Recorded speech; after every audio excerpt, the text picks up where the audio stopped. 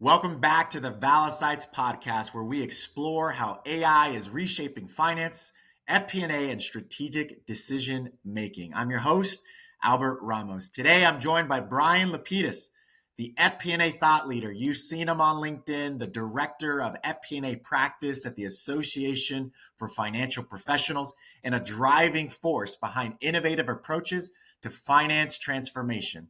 Bryan is a frequent speaker and writer on topics including FP&A, strategic finance, skills-based finance teams, and the evolving role of FP&A as a strategic partner.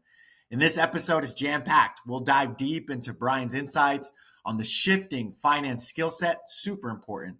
We'll also preview his upcoming AFP FP&A series session. You got to check it out, August 27th. No code AI for finance. You know I'll be there. I'm excited. Bryan's going to be sharing practical ways to use AI for forecasting, variance analysis, and lean finance processes.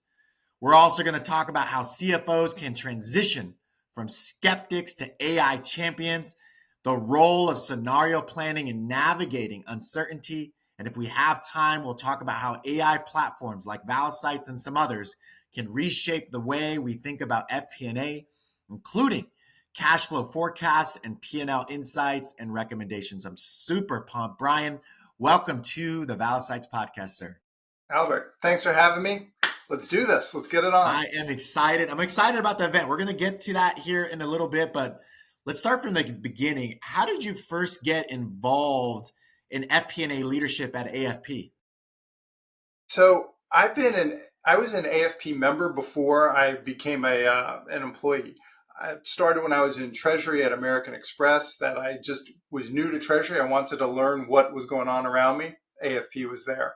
I was later running FP&A, and I wanted to think differently about what I was doing. I was a member. I started writing some articles and submitting, and then at another role and another point in my career, I was looking to make a transition, and I was able to leverage the resources of FP&A to be a better candidate and to be and just to show my thought leadership. From there, it just kind of snowballed. I taught a course, I spoke at conference, and then at some point, I said to the guy who's now my boss, I said, Jeff, I'm having a lot more fun doing all these things on the side with you at AFP than I am at my day job. Why don't we just make this official? Love it. And it worked out. Well, I'll tell you, and for those listening, you have to get on the website. Bryan, you walked me through. I had no idea. I've seen you post on LinkedIn, and you have a great team that also posts a ton of great content, because there really is still this financial literacy education gap. We'll get to the technology and transformation here in a sec, but just the foundational things specific even to FP&A.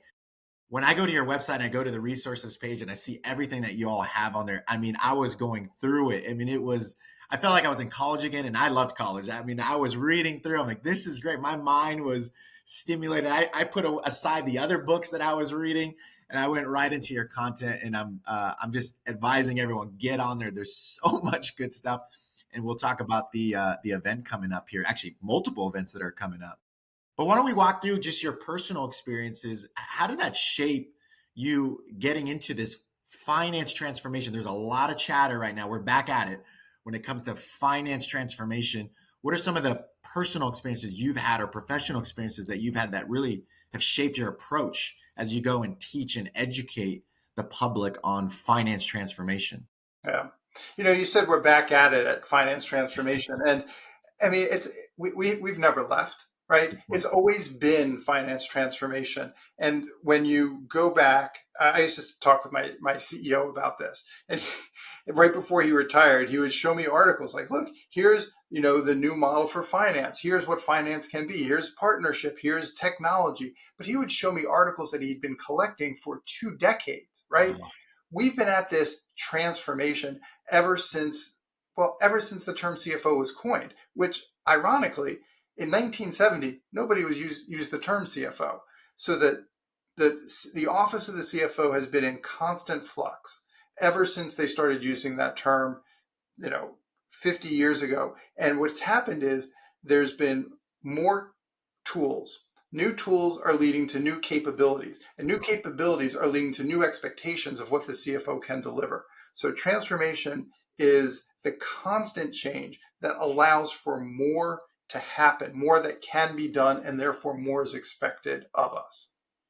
And how do you think the CFO role has evolved through these different layers of transformation over time? But now with the introduction, and I love that you say it's a tool, with this AI tool being part of the conversation, is there a mindset shift, or is there different metric we should be looking at, or is the foundation still the foundation? So first, I'll tell you that the foundation is the same, right? The CFO is the steward of capital, period, right? And what that looks like is, in the past, there was so much effort required to be the steward of capital and measure sources of uses. And that was defined as controllership and getting all of your money into all your time and effort into reporting what happened. And then it was, well, it's not just what happened to the money, but that's the what was. Then the what is where is your money? Is it in the right form to be spent and received at the same time? So the first one we call control or accounting or audit, right? That's the controllership. Where it is, we call that treasury. But as those jobs have become easier and as the world has become more complicated, people have started saying, well, what should I do with my capital next? And that's FP&A. And that's the area that I used to run. And that's what I write about most often. So that is, where are you going to put your next dollar of capital so that it can be used for its most efficient? So what's the CFO?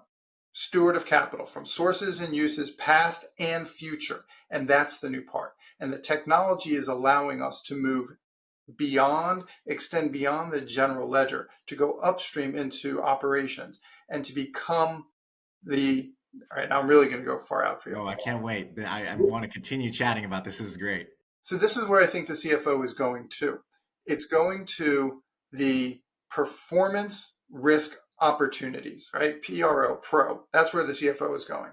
It's performance management. What happened? Why did it happen? Not just financially, but operationally, because operations is the upstream part that gets you to the finances. Risks and opportunities. What could go wrong? What could go right? Business is all about risk. It is taking a risk on your capital to know what's out there, what could be done, to exploit opportunities in the marketplace. Risk and opportunities are just the flip side of the same coin.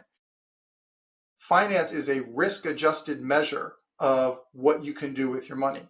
And the CFO, all this talk about the CFO is being called in as a business advisor and a strategist, right? The CFO is not replacing the marketing. CFO is not your new head of sales. The CFO is not your creative maestro. The CFO is being called into these meetings to help evaluate the risk-return trade-off. And that's the part. That's why they call us to the table, to bring that part of our strategic point of view in concert with the other parts of the business. Great. I love that. I'm going to steal some of those, right? The steward of capital as well as the CFO Pro. I hope some people rewind that one. That was really good. And I love that on LinkedIn, you also get even more granular, right? So you talk a lot about the CFO and those aspiring to be a CFO moving from a role-based to a skills-based career pathing. What's driving this change? What's going on out there that you're hearing and seeing? So one of the most fun parts about my job is I get to be in touch with lots of other experts. And the article that you're talking about was actually written by Margie Rogers. She is the executive director of FDTI, the Finance Development and Training Institute. And we have a relationship with them. We're both nonprofits. We're both trying to advance the careers of people who work in finance. Margie talked about that shift from role to skill-based. And role-based means that you do a job, you get experience, you get promoted, right? You move up, you get your boss's job and your boss's job. Skill-based means that you learn certain skills, and those skills are required for certain jobs. And they really are very different. If you think about role-based, you can only get promoted if there's a space above you. So it's either up or out in order to do something new.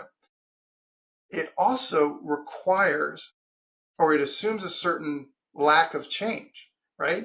What do I know? I know what I've done. I know what's around me. Well, the world is changing so fast that the jobs that we're doing now didn't exist 5 years ago, right? And so there is no experience for some of the jobs that are being created. And so if you're thinking 5 years ahead, and I'm thinking, again, I'm going to quote Gabe Zubizarreta on this, right? The jobs that we're going to have don't exist. How do you get the experience? If you're in an experience-based mindset, you're never going to be ready for change. By contrast, skill-based says, here's what I need to learn to do this job. So let's say I need to learn partnership, and I need to learn control, and I need to learn data science. Well, that could help me a lot in FP&A. But you know what? That could help me in audit, where I need to work with my partners and I need to search the data and figure out what the anomalies are. By having those skills and matching your skills with what's defined as a job skill, you can hop around a lot easier. Now, think about what that means for the company and think about what that means for you. Better talent management. The company can redeploy you as their needs change. They don't have to fire you and find somebody else. They can say, oh, Albert has done this, that ports over really well.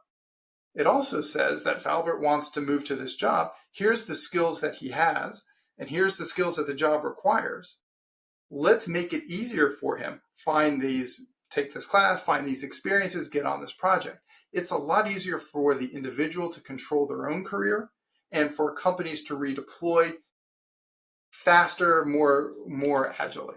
Man, it sounds like a great culture. I love that. The focus on skill-based and really creating utility players, one that want more development, they're thirsty for knowledge. We're setting them up for the future, and you're also protecting and growing the organization. Now, flipping it and putting the leadership hat on, I'd imagine there's a challenge, right, on just shifting the mindset around talent development. So I'm thinking for the CFOs out there, Bryan, how do they go develop their team? How do they go pour into them? And what are some of the things you've heard as you're chatting with other CFOs that they're having their team spend time on? Any activities, any education classes? Obviously, your content is super helpful. Yeah, thank you for that. For the CFOs, in a lot of ways, they have to change their style of management, right? You're not the boss, you're not the manager who says, I need to know everything that my team does because I need to check it and make sure that it's done correctly. You still have to check it correctly, but it's not like you must know all the content that people in your organization know. You hire people in who can't do what you do. You have to be less directive. Less directions, more directive. It's probably a better way to say it, right? Because you're going to hire people who don't know things that you know. And so they're bringing in breadth. You also want to be the kind of person who attracts talent by enabling them. And you know that means they're going to fly away, right? You're not going to hold on to people. You need to figure out how to bring people to your organization, be known as the person that people want to work for because you will accelerate their talent. And then they're going to go on to their next person. And in that same model, skill-based model, they're going to move around the organization or out. The flip side of that is it's never been easier to keep in touch. It's never been easier to maintain contact with people as they leave. And more, right? There are boomerang employees who leave and come back. You find people in other ways, right? You as a manager want to have those critical career discussions, help people get what they want, help people get where they're going, be known as a talent magnet. And that's a different way of managing a team. Yeah, that's great advice. I love that. And as you spend more time with modern finance leaders in the FP&A space, CFOs, at this time, and I know things have evolved, but what are you hearing and seeing as far as the non-negotiables for FP&A professionals when it comes to those skill sets? What are those like table stakes? You have to know this in FP&A nowadays. You still need to be involved there. All right, I'm going to try this out on you and your audience. It's kind of a new idea that I'm playing with, right? Because there's so much to know. Right. I think the new non-negotiable is fluency. Right. And it's by fluency, I mean the ability to flow between or among data, decisions, and dialogue. Right. And what I mean by that is data, you have to be comfortable with that. You have to be able to step in, wrangle the data, get it ready. the technology that helps to manipulate it. You have to have fluency with AI. You have to know the tools and how to use them. But you also have to have fluency with the business. And so be able to move from data person into business speak, understand value chain and drivers and levers, and that communication aspect, right? Insights into action and building trust. And you have to be able to flow all of that into recognizing that situations change, that there is ambiguity, that what you knew yesterday may not be the same or may not be accurate today. So, like I said, I'm still working with this idea, but moving seamlessly among all these disciplines and conversations. I think that's the non-negotiable of finance today. I think the challenge there too, and I've chatted about this in previous episodes, is there's definitely this push for finance leaders to really sharpen up their communication skills. Because even in those three categories, as you were talking about pro earlier too, your ability to collaborate and communicate with others throughout the organization. And you mentioned operations, and I love that. I'm hearing that. I'm seeing it, is understanding the unit economics, the business model, right? The supply chain. That takes at times getting out into the field, getting out into a unit, hip to hip in the trenches with the team, and your ability to communicate through curiosity, through questions. And we all do that very well, but your ability to communicate and inspire others with a finance lens, right? And again, going back to how we're from a resource allocation and capital, right? How we're protecting the dollar or investing the dollar wisely from that lens. Have you noticed that? Is that the communication skills are actually more important than ever before? I mean, the short answer is without a doubt, right? There's a much longer answer, but there's no point in building a better mousetrap if nobody knows about it, right? You've got to get out. If you want to have impact, right? If you want your numbers, and just personally, if you want your work to mean something, right? You've got to get out and be able to relate your work to the business, to the person on the other side. And you talked about getting experience and getting out into the field. A couple of years ago, I read that the new CFO of Shake Shack, when she started, she went and she flipped burgers at their New York City store. I love those burgers. When you join Maersk Shipping, you're gonna spend time on a ship before you really sit down into your job. For me, in finance, I've gone and I've counted inventory. I've worked shelves in warehouses. I've walked the floors of medical testing companies that I've worked at. Right, the numbers that sit in front of you in little tiny cells are really abstract. Go make it mean something, and then if you want to be able to have impact, then your numbers have to relate to the real world and has to relate to the people and their job and what they're doing. So absolutely. I'll give you one story. Somebody said, you're never going to outcompute a computer. And so in a world where compute is becoming more and more cheap and available, right? The value you add is not going to be adding something faster, right? It's not going to be in the computational aspect of your job.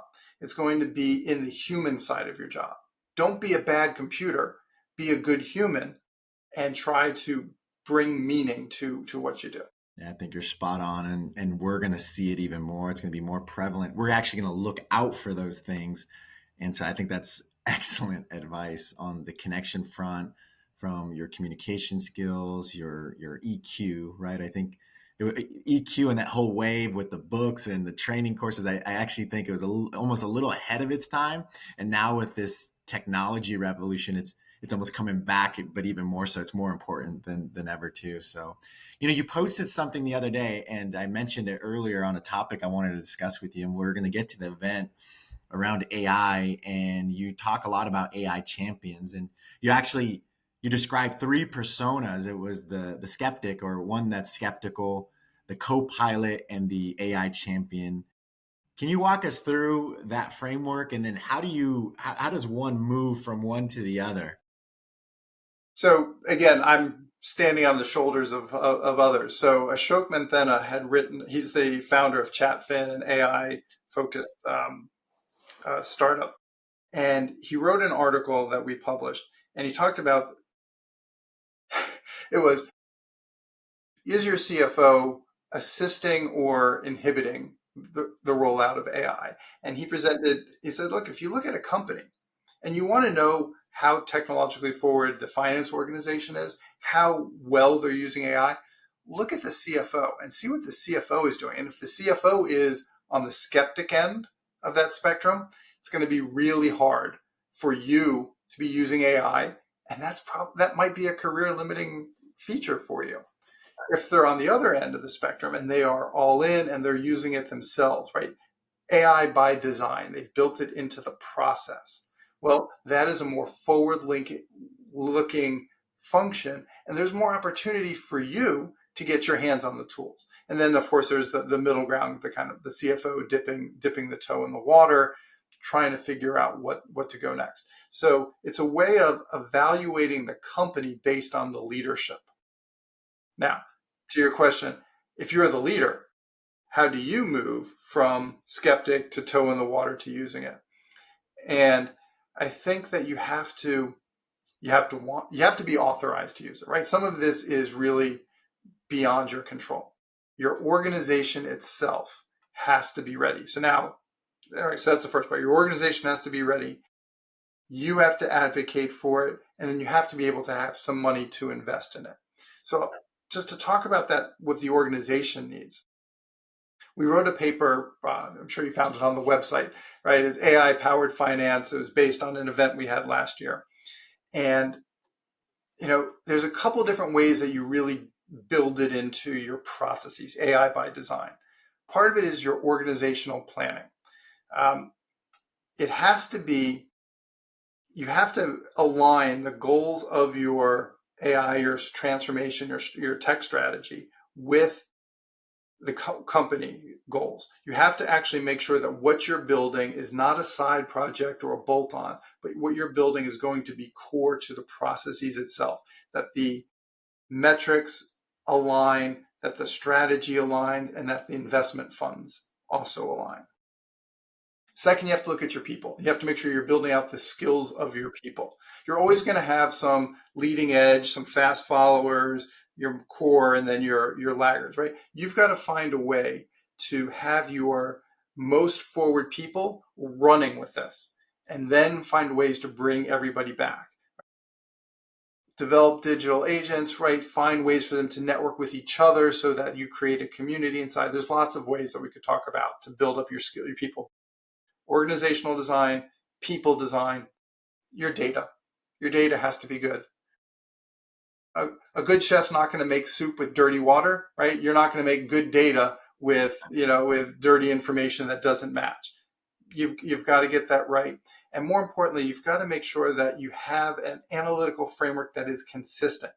The data that you're using, the taxonomy that makes sense, the calculations are agreed on, how it gets used is agreed on, because otherwise you're still going to end up doing mental math trying to relate your numbers versus some other departments, right? No. You got to get everybody on the same definition of what is a customer, what is a region, what is a product, what level is your SKU.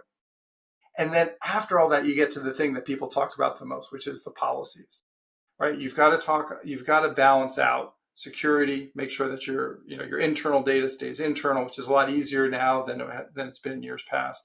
You've got to balance adoption and experimentation, so that you got to balance that out with basically giving away too much information outside. So there's a spectrum there between risk taking and control that every company has to find out for themselves. But those are really the four areas of the CFO that will allow the CFO enough guardrails in which to experiment and grow. Yeah, it's a great framework, and thank you for walking through that as you talk about having that AI committee, right? Governance, controls. I really, and you posted something recently around governance and integrity, financial integrity.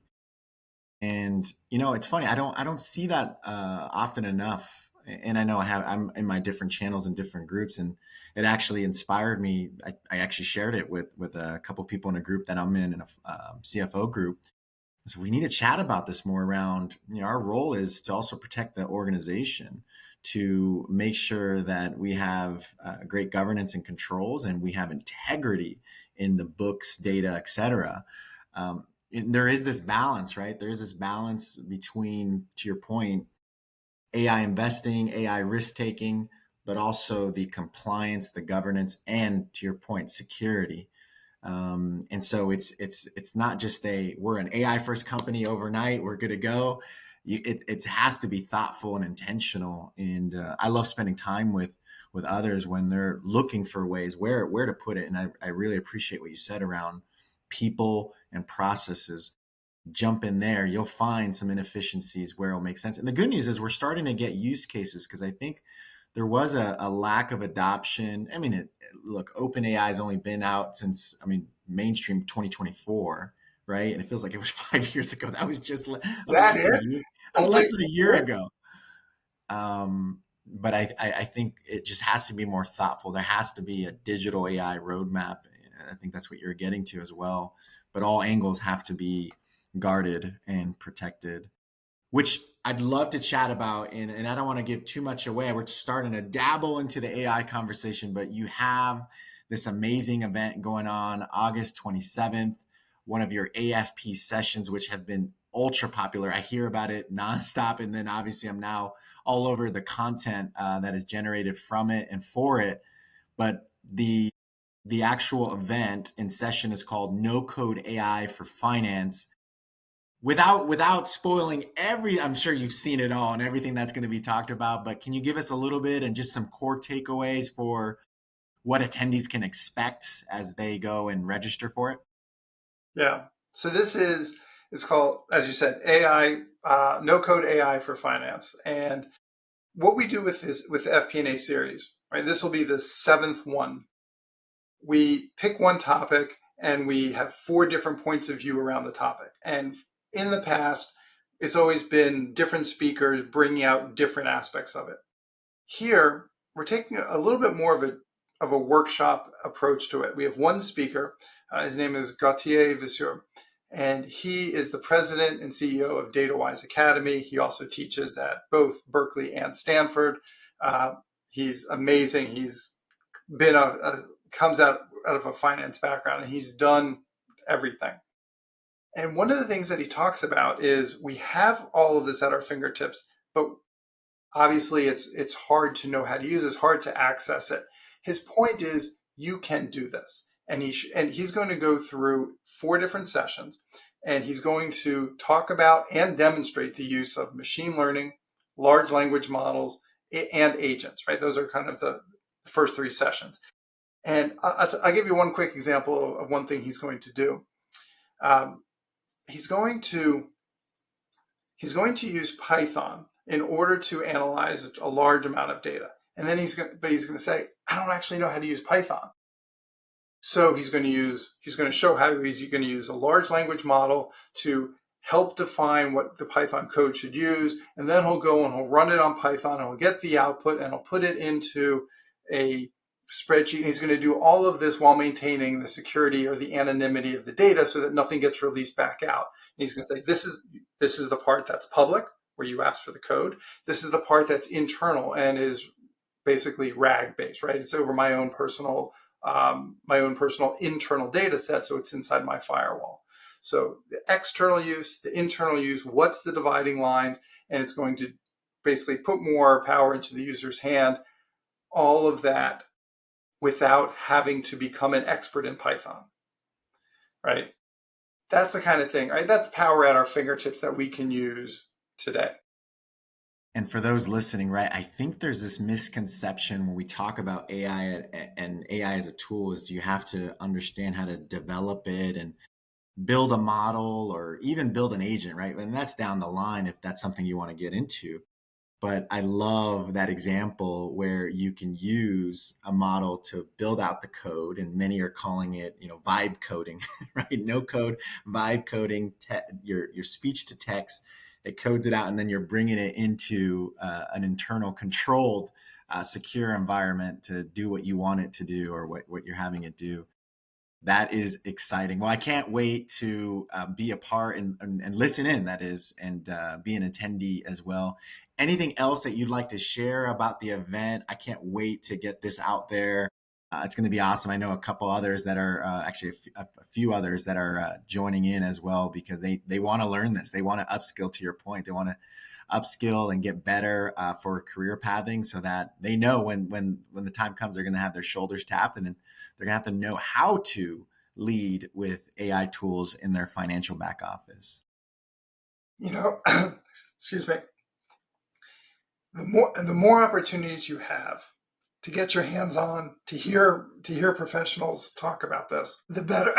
No worries, I'll edit it out. It's all good. The more opportunities you have to watch professionals, to talk to people, to network, right, the better you're going to get. And this is really a part of the ethos of AFP, right? We have webinars, we have papers, we have in-person conferences, right? We've got 7,000 people coming to Boston in the fall. We've got 700 people coming to Indianapolis just for FP&A, right? We're not alone in this. And the more that we tap into our finance community, the better we're all going to be. The more we can move the median from where we are today to where we're going. Because where we're going, there's not an endpoint to this. We have to get on the technology train in order to get ready for the next thing, right? I mean, sure, LLMs are hot and sexy now, but what's going to come after that, right? You mentioned that GPT is only a couple of years old. Already we're on to agents, which is kind of GPT plus to the next point, right? We don't even know what's next. This is going to be a great opportunity to get on board, to see what's out there, to watch a pro do it, and to interact with the community, because we're all figuring this out together. So good.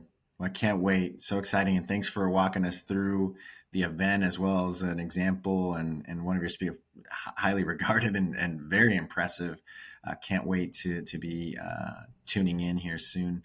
I do want to switch gears. One of my favorite topics that I like chatting about and now reading about as I look into your content and wait for your posts to come out, but you have posted and have written about scenario planning.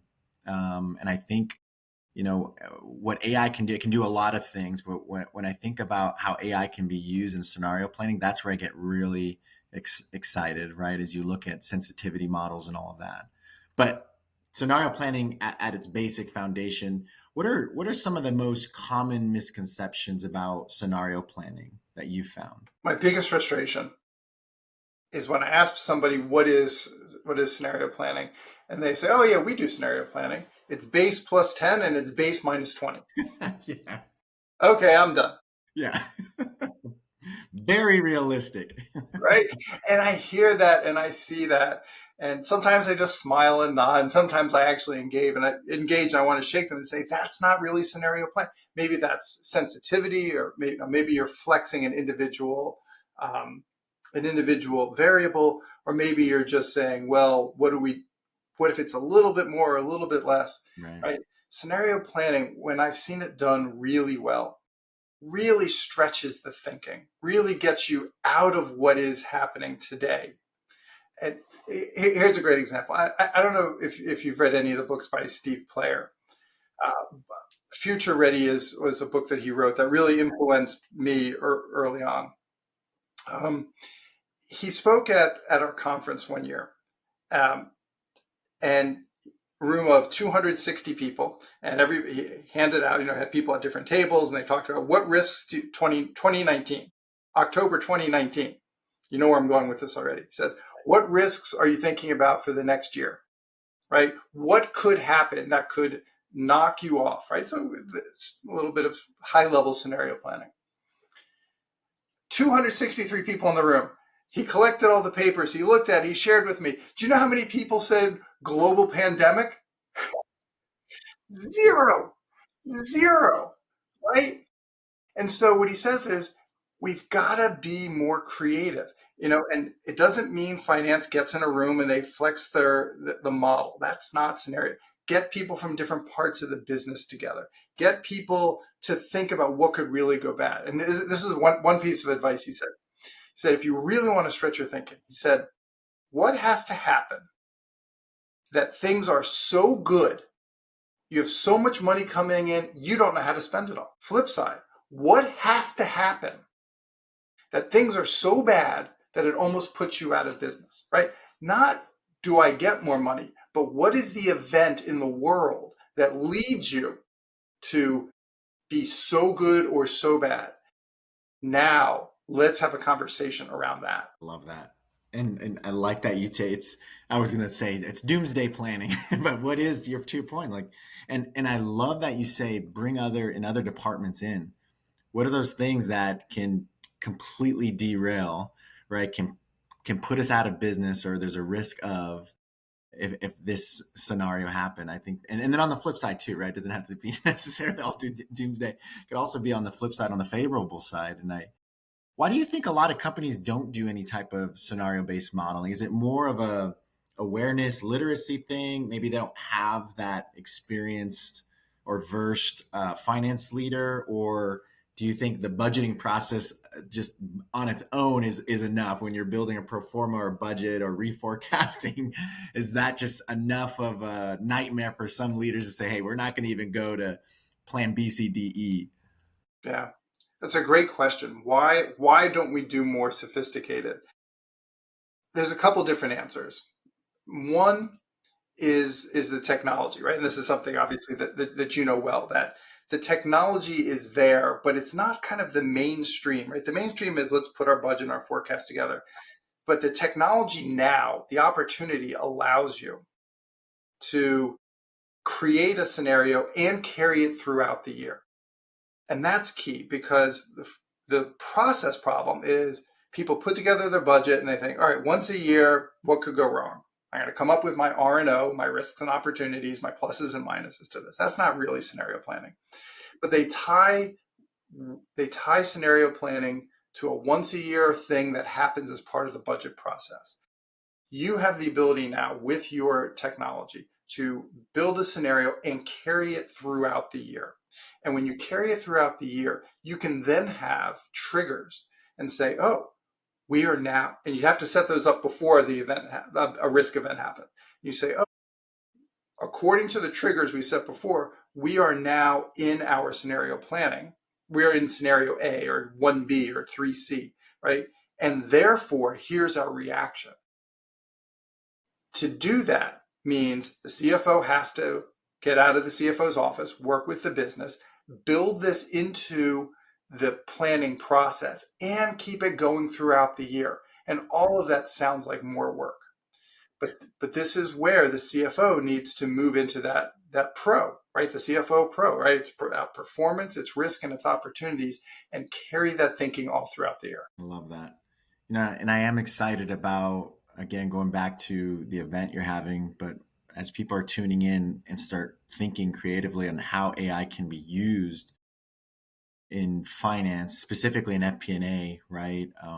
One of the things that I love to chat about, I mean, doing it throughout the day, each and every day, is talking about how AI can actually help you and support you in your, let's call it a 13-week cash flow forecasting, right? Because I think what we're finding, right, and it's still not foolproof. AI is not foolproof. And if there's anyone out there that's saying, hey, we just leave it to AI and that's that, I'd be very cautious of that. I just don't think it's there yet. However, let's say about 75 to 80% of the way there.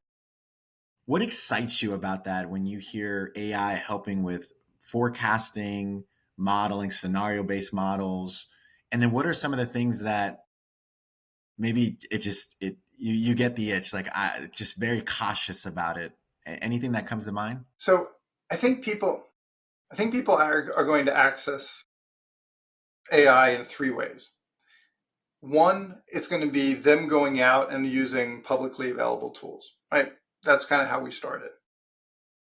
Two is going to be really customized solutions built through machine learning. And that's sophisticated. It takes a little bit more practice, but the technology is there. And then the third is it's just going to appear on their desktop embedded inside the tools, right? In each of those, there's a different level of sophistication that's required in order to access that. I think what's going to happen is, just like you get an upgrade on Excel and you get a new feature right now, you have X lookup instead of just V lookup, right? It's going to be there. And I'm really excited to have these tools native in front of us, because we won't have to say, how do I build an agent? Because the agent will talk to you, through a window on the side, and you'll just ask it and it'll just do things. And some of the things, guided analytics, I think, are tremendous.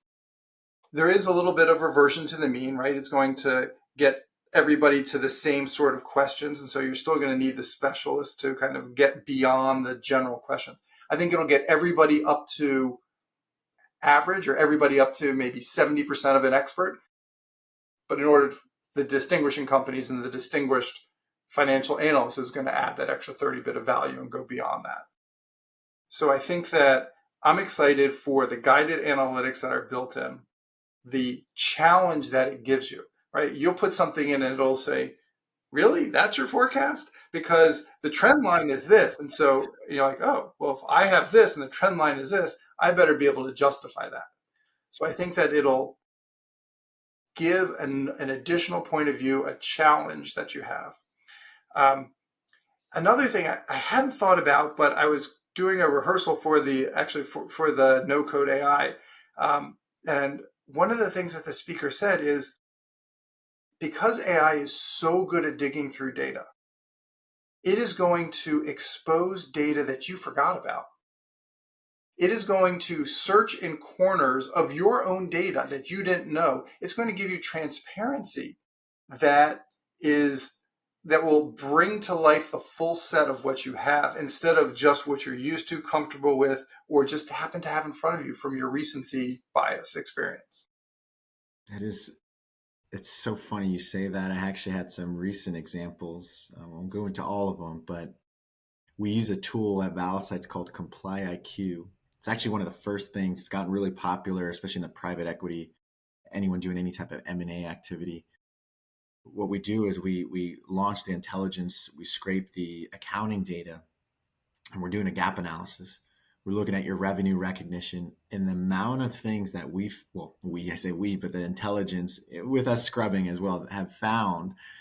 I mean, I just see eyes light up. One of the recent examples was R&D credits, and we were walking through just some of the work that this organization was doing, looking at the different payroll line items, and all the different projects that they were up to, and just didn't realize everything that was there and the impact it could have on cash flow and obviously EBITDA.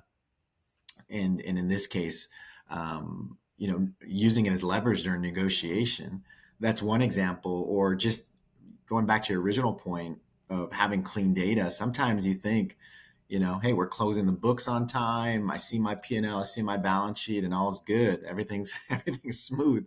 But you don't realize the way you're actually accounting for things and recognizing things. It's just throwing everything way off. So when you have someone coming in to do due diligence, it's like red flag after red flag. And as we know, with speaking back to the private equity and M&A deals, time kills all deals. So when you have someone lifting up the hood, it's just like, oh my goodness, there's a lot going on here. What we're trying to do is use the intelligence to get to it faster so that we can clean it up faster. But I love that you're mentioning that, not just from a variance analysis and forecasting, but also uncovering things that, as you give it 4, 5, 10 years worth of data, there's just some things that we don't retain. We've moved on, but it's right. hidden. It's hidden in there. Right. You've moved on, or maybe you've only been in the role for 6 months. Yeah. Right? Transitional. That's right. It'll Yeah. and find that.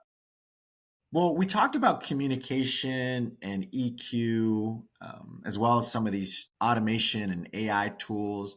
Is there anything else that you'd love to share with those listening, specifically to the FP&A leaders out there? Any type of other skills for sure that they should be going to educate themselves on, sharpening up, working on, learning as they look forward over the next 5 years? We talked a little bit about fluency and that ability to flow through. As far as what's what's coming in the next 5 years, right? Communication, strategic communication, translating data, building trust, right? All of that is important. I think it's the discipline of learning. And I know that I was definitely guilty of this when I ran FP&A, right? You get busy and you're churning out work, right? You're churning out reports and you're churning out forecasts, and the cycle becomes the end product. What I learned now is that's not good finance, right? The goal is not the report. The goal is not the forecast. The goal is to be a good steward of capital and put your next dollar to its best use. And so the ability to step out of what you're doing day to day and just say, am I moving the needle on the business? What am I doing? That's what allows you, right? That's the question that says, is there a better way to do this? Should I be investing in new technology? Should I hire this person? Should I, right? All of that question. So the ability to focus on what really matters. And then with that also comes the growth mindset, that sense of change is not a challenge to the plan, whether it's your budget is the plan or your career plan. Change has to be a part of the plan. So just like your business changes and your forecast changes, you have to change yourself. And one of the reasons why I love what I do is AFP is built to enable that, right? And I say it and I believe it. It is use your network. Talk to your peers, right? Whether you come to an AFP conference, and I hope you do, but there are other conferences, and I recognize that, and some of them might even be good. I recognize that, right? Use your network. We're all learning through this together, right? It's not enough just to be head down on your day job. You got to be heads up and talk to people and see what's coming and what's coming next.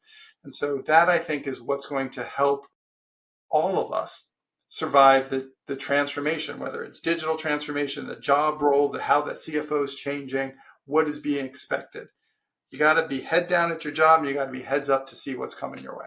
Yeah, I love that you continue to challenge us to be a student, right? And then also be involved in the community. There's so many of us out there that I know would appreciate support, continued education, and someone just to call when you're dealing with your scenario, your organization. And I know that's been super helpful for me with AFP, with you, Bryan, and everyone that's associated with it, including just getting content and reading it. That's been so helpful as well. So I'm looking forward to the event. And what you're doing, right? What you're doing with this podcast is helping all of us and all of your listeners. I love it. Do you mind walking through Boston? You mentioned it a little bit, and I know that's a big one, and I'm excited for that one too. First of all, Boston's a great place to be. You all picked a great location. Can you walk us through that event as well? Sure. Yeah. So AFP conference, I'm pretty sure it's the world's largest conference for our domain, which is Treasury, FP&A, capital markets, accounts payable. There's 8 different tracks in total, 140 educational sessions. Michael Strahan's the closing speaker. There's a puppy park. There's a party. There's music. I mean, it's everything. For everybody. Everything for everybody. And we generally bounce east-west every year. So this year we're in Boston. Next year, last year we were in San Diego. I forget where next year is, but someplace west. It is the all-you-can-eat for corporate finance. Everything except accounting. They've got their own conferences. So it is the all-you-can-eat buffet. And that's how I position that. It's in the fall. And then in March, we have what I call the choice cuts just for FP&A, and that's the FP&A forum. Last year was Austin. This year will be in Indianapolis. I would expect about 700 people or so. And actually, right now I'm in the process of reviewing the submissions. The way that we do our submissions, we are absolutely not pay to play. The people who handle the exhibition booth sit in one part of the company. They have nothing to do and no influence over myself. I work with a series of planning task force. We had a record number of submissions. We're working through. They're evaluated by practitioners in order to be presented for practitioners. And that's just the ethos that we have at AFP. Great. I love the way you guys set that up. Amazing. 2 huge events, multiple events going on. And you must be super busy. I can't imagine how the squad's feeling. Like you guys, I know they're great events. You guys do them well. So there's a lot of thought and detail. So we appreciate you all. Can't wait. So I got this question on LinkedIn is my last question. I want to respect your time. If you can give one piece of advice to a CFO, a modern finance leader listening today that wants to start their AI journey, what would it be? To start your AI journey, if you want to start your AI journey, I mean, you just got to start, right? That sense of waiting for the perfect time. I mean, the perfect time is, it's like, when's the perfect time to plant a tree, right? The perfect time was 20 years ago. The next best time is today. So I would say start now, dip your toe in the water, apply it to real problems, right? This is theoretical. So learn about it, put it in the flow of work, not as a bolt on. Be visible, lead visibly, right? Be that CFO who's in charge, be the champion, not just the approver of it who says, yes, you can spend the money, but be the champion who supports it. And as you go, make sure that you're balancing innovation and governance at the same time so that you're supporting where it could go and the possibilities, but not letting it run amok. You have that is so important and needs to continue to be chatted about when we're all gung ho about AI and the possibilities, but also mitigating any type of leakage, risk, any compliance issues. You posted it recently again around financial integrity. It's so important that we still, that's what we do, right? We have to keep that in mind while we go and invest dollars in the possibilities and growth. That's also important, but you got to protect the house as well. That is what we do, as you mentioned, the steward of capital. Bryan, this has been awesome. I loved chatting about. We kicked it off with transformation. You jumped into skills-based career models, not only from those that are aspiring to be that executive level finance leader, but for those that are in the leadership role, how you can go and develop your talent, retain them, or get them ready to go do and bigger and better things. I love that you mentioned that, Bryan, because that is a scenario as well. And we love that for those great leaders out there. You have some players you wish they would have stayed on, but there's a better opportunity out there, and you wanted to make sure that they were set up for success. And then excited for the event, No Code AI. For those out there, as you're listening through, make sure please join Bryan and the team, the AFP session for No Code AI for Finance. It's the AFP, as I mentioned, the AFP FP&A series on August 27th. Bryan and the speakers will be demonstrated practical AI applications in forecasting, variance analysis is my favorite one, and lean finance processes. Again, for any finance leader, it's a must. You have to be there. Bryan, how can one register for this event? And as you chatted about different events like Boston and some others, where can they find all this information and make sure that they don't lose their spot? Homepage, financeprofessionals.org. It's all there. Just look for the events, look for the content. You could also follow me on LinkedIn. I'm pretty easy to find. Love it. I love it. Well, make sure to go do that, y'all. We'll make sure that that website link is in the show notes. And as always, for any of the listeners that are inspired to use AI within their finance back office and FP&A, reach out to us at valisites.com. This has been another episode of the Valisites podcast. As always, I'm your host, Albert Ramos. Bryan, thank you so much. It's been such a pleasure. And I've learned a ton. I can't wait to I don't watch them all. I don't rewatch them. I promise.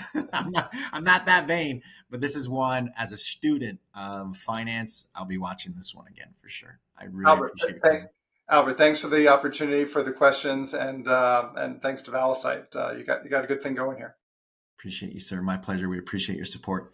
Thanks, everybody. We'll see you next time.